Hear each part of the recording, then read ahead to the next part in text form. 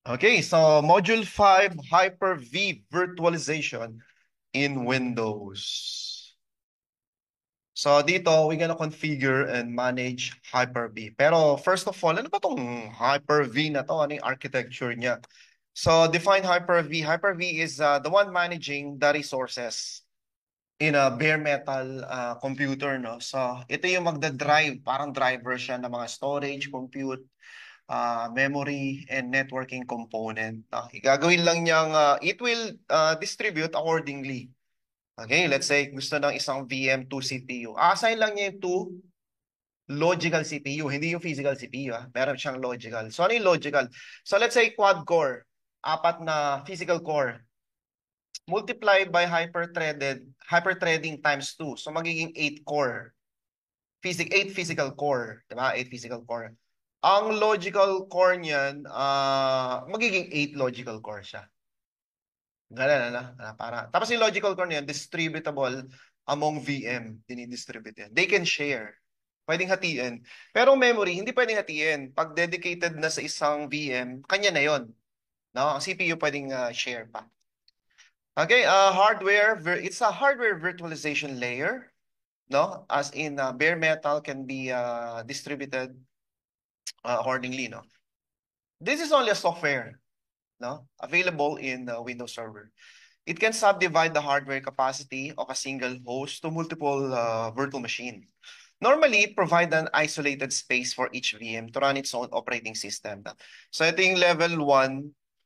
So meron tayong tinatawag na level 0 din, ano? Level 0, ito yung bare metal, you install Hyper-V muna. Ay, wala nang ibang OS. Standalone lang siya, no? Para siyang VMware, no? VMware. So you install the ESX, dito naman Microsoft Hypervisor. Okay? So on top of that, magkakaroon ka pa ng level 1. Doon ka maglalagay ng guest operating system. Okay, guest OS can be Windows, Apple, Mac, or Linux. Okay? So yun ang level 1. Tapos dito Hello, kayo Sir Chris. Parang walang audio. ay, walang audio, walang audio.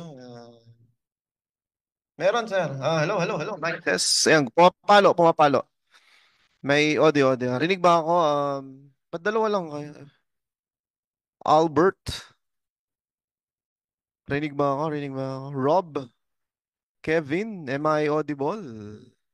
Rinig, sir. Rinig po. Yes, Rinig. sir. Okay. Pumapalo yung mic kayo na nakita. Kinabahan ako dun. Yan. Next, support many types of OS, including Windows, Red Hat, CentOS. Halos lahat pati nga Android na try ko na eh. Tumatakbo yung Android sa virtual machine ko. No? System requirements, wala naman 32-bit processor na. Puro 64-bit na lahat, di ba? And kailangan nito, meron kang second level address translation. Pag wala nito, hindi ka makakapag-nest. Mamaya explain ko yung nest na. Processor with VMM mode extension. Lahat naman ng generation na Nag-audio Intel ka ba, C. Sir Chris? Oh, meron. Yung speaker mo baka naka-headset. May audio ko, Rob. Rob. Rinig nila, Kevin. May audio. Yes, may audio. Rinig ng lahat. Maybe naka-headset ka or speaker na naka-mute. Minsan kasi, or baka yung ano, may pindutan kasi yung mga headset ng Sennheiser, no? Naka-mute. Okay, VMM sa BIOS to. Sa BIOS naman, yung VT. Pagpunta nyo sa BIOS, kailangan may VT. Lahat naman ngayon meron na, no? So far, wala pa naman nakitang walang VT. Naka-enable, enable mo yan. Ryzen ba, maybe? For sure meron yun. Imposibleng wala, no? And then meron siyang depth yung para sa mga lumang program to hardware enforced direct execution ng CPU. Talagang gagamitin niya yung direct instruction ng code, yung direct instruction. No? Wala ka na enable niyan kasi enable na to higher generation pa lang No? XD na-enable na rin yan and no XD bit. So Kailangan naka-enable yung XD. Install method via server manager or command shell. Ganun lang. PowerShell pala, hindi command shell. Then define Hyper-V manager. So ito yung Hyper-V, ito yung console, ito yung host name. And then ito yung mga virtual machine mo. Ito yung snapshot naman. Ito yung console. Screen. Dito makikita what's really happening. Tapos dito mo na makikita yung action, networking, and so on. So it support web management then via web lang na pwede rin. Other management tool, mostly PowerShell. PowerShell direct naman from internal, no, internal to virtual machine. Meaning nasa host, pwede, tapos re-remote niya yung mga BM. Or in admin center, yung ginawa natin sa all server. Best practice, malaki dapat hardware mo, no? Malaki hardware mo. May mga hardware kami, RAM pa lang namin, 2 terabyte na eh. Memory pa lang namin. Pa CPU namin, 100 gigahertz. Terahertz na kami, terahertz. Combination of all bare metal and can be deployed ang VM in a external disk or yung common shared volume, yung LAN, LUN na tinatawag. No other server roles to be installed. So wala ka na dapat iba. Hindi pwede naka VMware ka tapos naka Hyper-V ka. Hindi sila pwede pagsabayin eh. Kasi merong ang direct execution sa CPU. Dito yung depth na tinatawag natin. Data execution. Pag yan nagsabay, blue screen ganyan. Tinatawag namin pink screen of death. Ay. Manage Hyper-V remotely. You don't manage locally. Run Hyper-V using server core. So, gagawa ka ng... Pwede rin, core. Yung core, yung ganito, may core tayo eh. Hindi ko lang pinakita sa inyo. Sconfig, no? Using sconfig. So, kung pwede bang tumakbo dito, sconfig. Uy, meron. Sconfig. Parang Linux. Command line yan. Yan. Yan lang. Wala kang magagawang masyado. Ano? So, kung gusto mo mag-execute, punta ka sa local, magpa-PowerShell ka. Core. Parang yung domain natin. Ayun, no? 15. Ay, nag-execute. Di ba execute sa local? Oo, kasi. Pero kung gusto mong direct core, ito ang domain natin. Yan. Core talaga to. Ha, ano to? Nexus. Wow. Wrong password pa. Ito talaga ang core. Okay, sa Active Directory ideally, wala nang ibang role kundi core. Ganun din sa Hyper-V, dapat wala nang ibang role. Kasi ang gastos sa memory nito eh. Kim, Ryan, wala si Ryan. Ba't naglabasan na? Ano kaya ginagawa sa labas?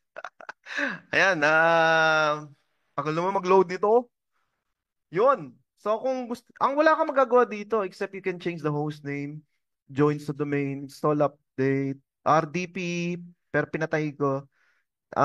Network IP address, log off shutdown, or ito yung 15. Puro PowerShell, no? Get, AD user, yung mga ganun, no? PowerShell na to. Long-term service ba yun?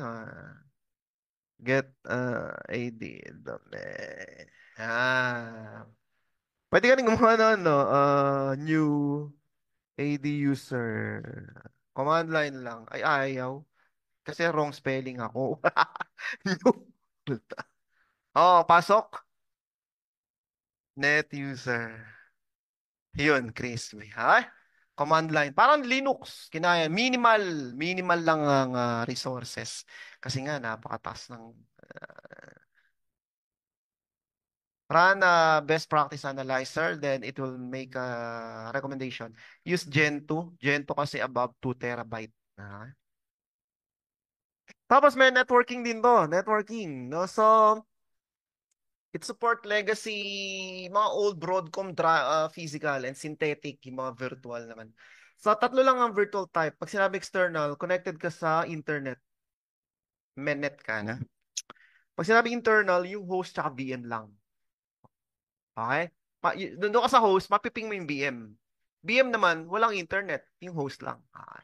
Parang setup natin. Then meron ng private VM to VM lang. Walang net, wala ring connection sa host. Yan. Nagagawin natin private VM to VM lang. Networking feature, meron na siyang NIC teaming.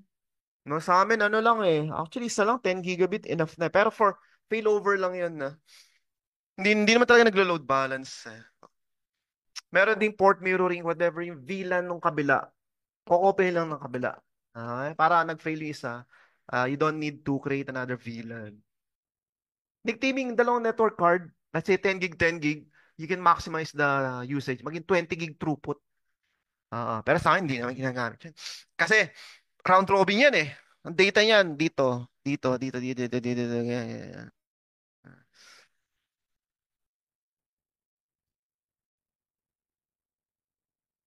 Yun, failover.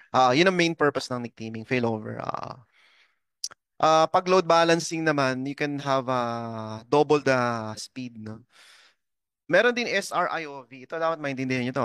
Let's say, apat yung CPU sa server, yung physical CPU. Meron tong cache, no? Saan niya pinaprocess. Pag overloaded na yung CPU 1, pwede manghiram sa kabila. Pahiram naman ng cache, dyan yung ano ko, scratch pad ko. Yun. Para lalong bumilis. Nanghihiram ng cache to. Kasi maliit lang ang cache, di ba? Then, you can create, sana pakita ko sa network virtualization, pwede siya maging gateway rin. Gateway rin, no? So, virtual switch, gagawa tayong virtual switch.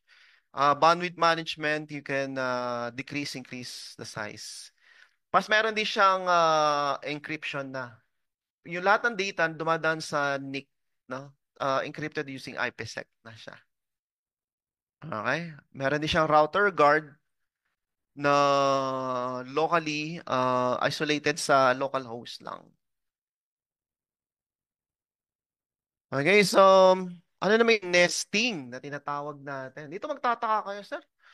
Yung mga naka-online, taka kaya ba't may VMware? Sa labas ng VMware, may VMware pa rin. Sa loob ng VMware na nested, pwede pang lagyan ng Hyper-V. Ang galing, no? In reality, hindi na dapat pwede. Ang ideal, ganito lang, ayan, no? Non-nested. Kasi babagal eh. Mamaya may experience nyo, magre-reklamo na kayo. Magmumura na kayo. Shit, ang bagal nito. Eh, syempre, ang daming nesting eh. So, ito yun, ginawa ko. So, meron tayong physical. Ayan, physical, yung box. Bare metal. Okay? Nilagyan ko ng VMware. Okay? So, meron tayong DC1, ADM1, SBR1. Tama? Sa loob ng SBR1, ito na yon. Lalagyan pa natin ng Hyper-V. Oh, grabe naman. Nilagyan pa natin. Super bagal. Ito yung nesting. Ito yung non-nested. So, ito ako. Nested ako. Sa loob ng BM sa loob ng BM sa loob ng BM. Okay. Physical virtual. Okay. Sa Toto Bare Metal, Dell, install ako ng VMware. Sa loob ng VMware, may 5 virtual machine. Doon sa server 1, may lalagyan pa natin ng Hyper-V. Kaling, no? Pero walang kwenta yun kasi ang bagal. Grabe.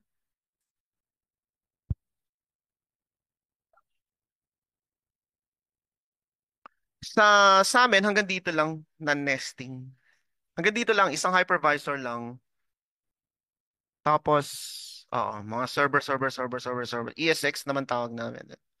Dito naman sa nesting for training demo lang. Training demo. Kasi super bagal talaga. Walang kwenta.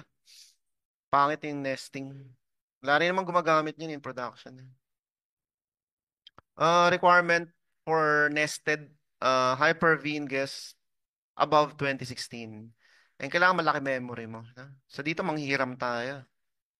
VM version 8. Okay, host server with Intel virtualization.